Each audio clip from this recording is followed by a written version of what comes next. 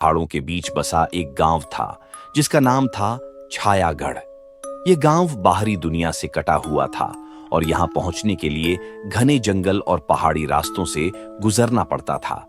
इस गांव की एक अजीब बात थी कि यहाँ की रातें बेहद डरावनी होती थीं। सूरज ढलते ही गांव के लोग अपने अपने घरों में छिप जाते और दरवाजे, खिड़कियां सब बंद कर लेते। गांव में एक अनकही सी प्रथा थी। सूरज डूबते ही कोई भी व्यक्ति घर से बाहर नहीं निकलता था। कहा जाता था कि रात होते ही इस गांव में अजीब घटनाएं होने लगती थीं। लोग कहते थे कि उन्होंने रात के समय अजीब साए और अजनबी आवाजें सुनी हैं। कई लोगों का मानना था कि यह गांव शापित है। एक दिन गांव के एक युवक जिसका नाम धनंजय था, उसने अजीब घटनाओं का पता लगाने का निश्चय किया। धनंजय को इन अंधविश्वासों पर विश्वास नहीं था। उसने तय किया कि वह रात में गांव के बाहर जाएगा और देखेगा कि सच में क्या हो रहा है। अगली रात जब पूरा गांव अपने घरों में छिपा हुआ था, धनंजय ने अपनी मशाल जलाई और गांव के बाहर निकल गया। जंगल के रास्ते पर चलते चलते उसे अचानक एक अजीब सी आवाज सुनाई दी, जैसे कोई धीमे धीमे गा रहा हो। धनंजय ने ध्यान से सुना। वह आवाज गांव के पुराने कुएं की तरफ से आ रही थी। धनंजय धीरे धीरे कुएं की तरफ बढ़ा। जैसे ही वह कुएं के पास पहुंचा, उसने देखा कि कुएं के पास एक छाया खड़ी थी। वह छाया बहुत लंबी और डरावनी थी। धनंजय ने हिम्मत करके पूछा, कौन हो तुम? छाया ने कोई जवाब नहीं दिया। उसकी आंखें उस रात से भी ज्यादा काली और कुएं से भी गहरी थीं, और वो बहुत ही खौफनाक तरीके से हंस रही थी। यह देखकर धनंजय की रूह कांप उठी और उसकी आत्मा उसके शरीर में फड़फड़ाने लगी। धनंजय का दिल जोर जोर से धड़कने लगा। उसने सोचा कि शायद उसकी आंखों का धोखा होगा, लेकिन तभी उसे कुएं के अंदर से किसी के रोने की आवाज सुनाई दी। धनंजय ने कुएं में झांक कर देखा और उसकी आंखें फटी की फटी रह गईं। कुएं के अंदर एक लड़की बैठी थी। उसके बाल बिखरे हुए थे और उसकी आंखें लाल चमक रही थीं। धनंजय ने तुरंत अपने कदम पीछे खींचे, लेकिन तभी उसने महसूस किया कि कोई उसके पीछे खड़ा है। उसने मुड़कर देखा तो वही छाया उसके ठीक पीछे खड़ी थी। इस बार छाया का चेहरा दिख रहा था। वह एक बूढ़ी औरत थी जिसकी आंखें आग की तरह जल रही थीं। वह धनंजय की तरफ धीरे धीरे बढ़ने लगी। धनंजय वहां से भाग पाता, इतने में उस साए के खौफनाक हमले ने उसके शरीर से आत्मा अलग कर दी। अगली सुबह गांव के लोग धनंजय को ढूंढने निकले। उन्होंने धनंजय को कुएं के पास मरा हुआ पाया। लोगों के साथ धनंजय का दोस्त आशु भी था। उनके गले सूख गए जब उन्होंने देखा कि उसकी आंखें खुली थीं और उसका पूरा शरीर नाखून और दांतों से काटा हुआ था। उसके चेहरे पर एक अजीब सी डरावनी मुस्कान थी। आंसू के गोद में उसके दोस्त धनंजय की लाश थी और आंखों में बदले की आग, और उसने कसम खा ली बदला लेने की।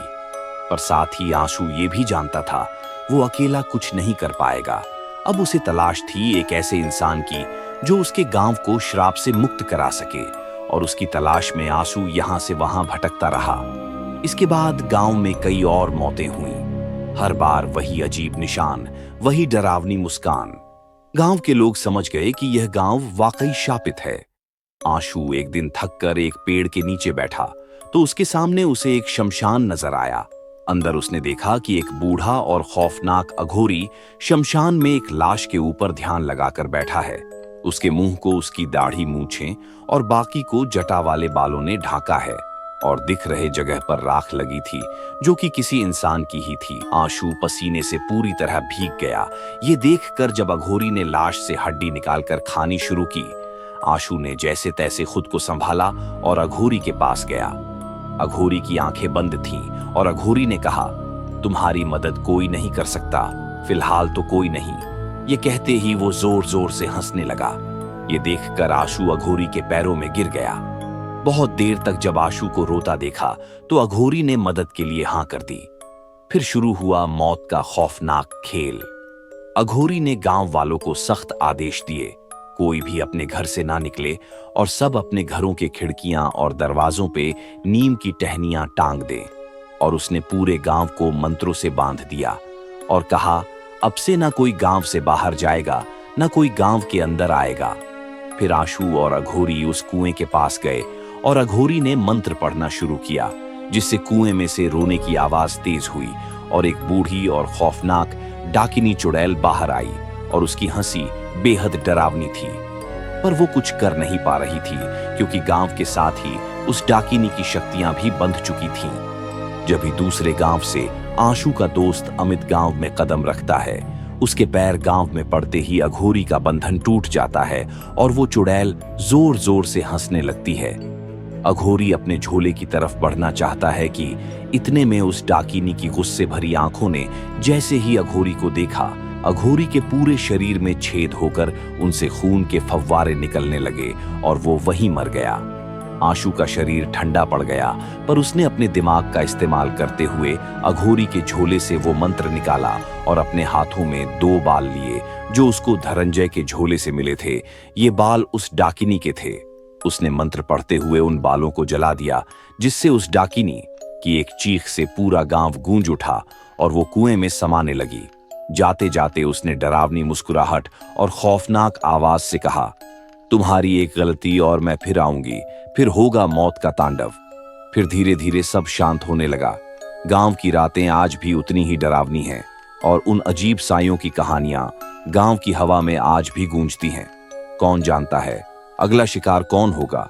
वो गलती क्या है जिससे वो फिर आएगी? आगे जानने के लिए और ऐसे ही सच्ची घटना पे आधारित कहानियां सुनने के लिए हमारे चैनल को सब्सक्राइब करके वीडियो को लाइक करें और बेल आइकन को प्रेस करें